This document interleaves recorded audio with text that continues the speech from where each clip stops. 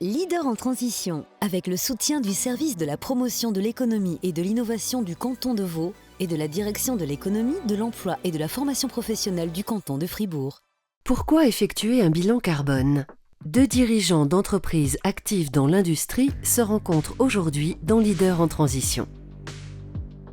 Tout d'abord, Joël Lair, directeur de Meili Technology basé à B.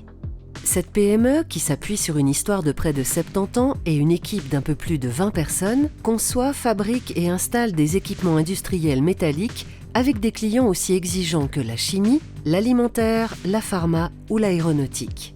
Après plusieurs initiatives, comme par exemple une certification EcoVadis, Meili Technology s'est lancé récemment dans un bilan carbone.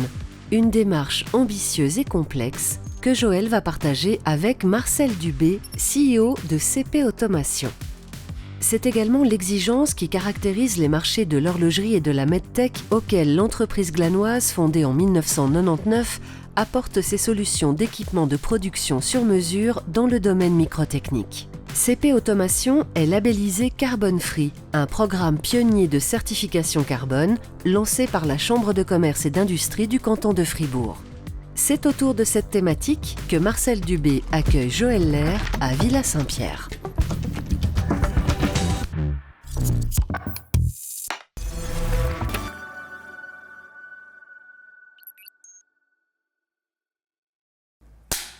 Merci pour l'invitation.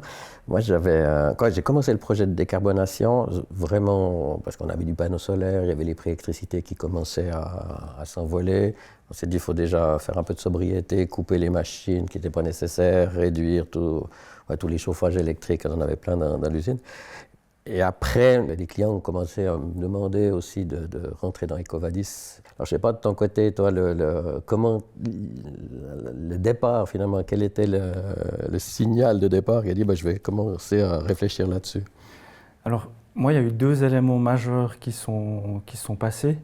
Le premier, c'était un gros client, un client stratégique, qui nous a contactés et qui nous a demandé de fournir une charte de durabilité. Et dans cette charte de durabilité, ce qui était important, c'était de mesurer nos émissions de gaz à effet de serre.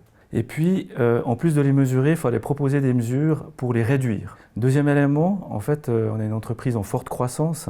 C'était une période où le marché était assez saturé et on n'arrivait pas à trouver des collaborateurs qualifiés. On a essayé de comprendre au niveau des entretiens d'embauche, en fait, quels étaient les critères importants pour ces jeunes talents. Okay. Et un des critères, c'était la durabilité. Et c'est à ce moment-là qu'on s'est dit en direction, il faut qu'on fasse quelque chose par rapport à la durabilité. Et du coup, on s'est dit, il faut qu'on trouve une entreprise, un consultant, un label qui nous permette de faire quelque chose et quelque chose qui aura un impact. Et on en a choisi un qui était simple à mettre en place et qui nous donnait un fil rouge, en fait, pour avancer. Ouais. Okay. Ouais, donc nous, on a commencé à réduire nos consommations pour mesurer. On a essayé de mesurer au pouce nous-mêmes. Donc, on a fait déjà un petit tableau Excel en disant combien de kilowattheures, combien de litres de mazout, puis on a commencé comme ça. Bon, on s'est auto-formé finalement, mais ça a pris pas mal de temps. Puis c'est vrai que c'était un peu à traiter de côté. Puis c'est là qu'on a eu Enovia, quand on a eu contact pour faire quelque chose d'un peu plus sérieux, qui est un peu plus normé. Puis là, on a vu qu'il y avait énormément de choses à faire. Mais comment tu arrives à te concentrer sur justement le 20-80 Alors, chez nous, on a fait les choses de manière très simple. Donc, premièrement, on a choisi un partenaire Carbon Free qui avait un concept simple à mettre en place. Nous, ce qui est important, c'est qu'on puisse avoir de l'impact. Et il s'est avéré que chez nous, finalement, les émissions venaient principalement de nos importations de marchandises depuis l'Asie, les transports des collaborateurs, et puis la consommation de nos équipements. Sur ces 3 éléments, qu'est-ce qu'on peut faire ? On a diminué de 80% nos importations depuis l'Asie. Donc, tu as sourcé après en Europe ? On a sourcé en Suisse et en Europe. Alors ça nous coûte un tout petit peu plus cher, mais c'est tout à fait supportable pour l'entreprise. Ensuite, le deuxième élément, on est en train de mettre en place un plan de mobilité. Oui. Et puis finalement, tout ce qui est mesure de consommation d'énergie sur nos équipements et optimisation de cette consommation d'énergie, là on a mis en place un système sur nos équipements qui permet déjà, maintenant de mesurer, et dans un deuxième temps, en fait, on va travailler sur l'optimisation de la consommation. Donc en fait, c'est des éléments très concrets, assez basiques, qu'on met en place.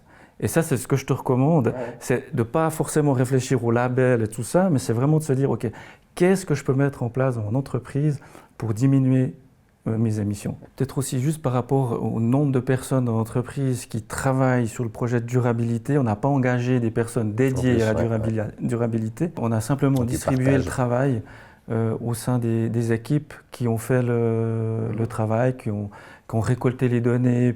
Et le temps, le projet? Ça nous a pris une quinzaine de mois entre le moment où on a commencé sérieusement et le moment où on a été certifié. Et puis tu as lié tes objectifs par rapport à 2050, quoi, les objectifs Paris 2030, 50% ou des choses comme ça, ou vous faites à votre rythme? Non, et puis vous regardez pas cet aspect-là. On fait à notre rythme. On fait ce qu'on peut faire, mais voilà, au moins on fait quelque chose. Oui. Je veux dire, il ne faut surtout pas se dire ces labels, c'est trop compliqué, je fais rien du tout parce que c'est trop compliqué.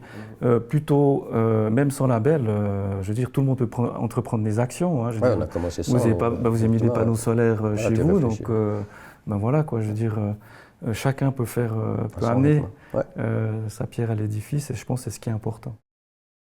Leader en transition, avec le soutien du service de la promotion de l'économie et de l'innovation du canton de Vaud et de la direction de l'économie, de l'emploi et de la formation professionnelle du canton de Fribourg.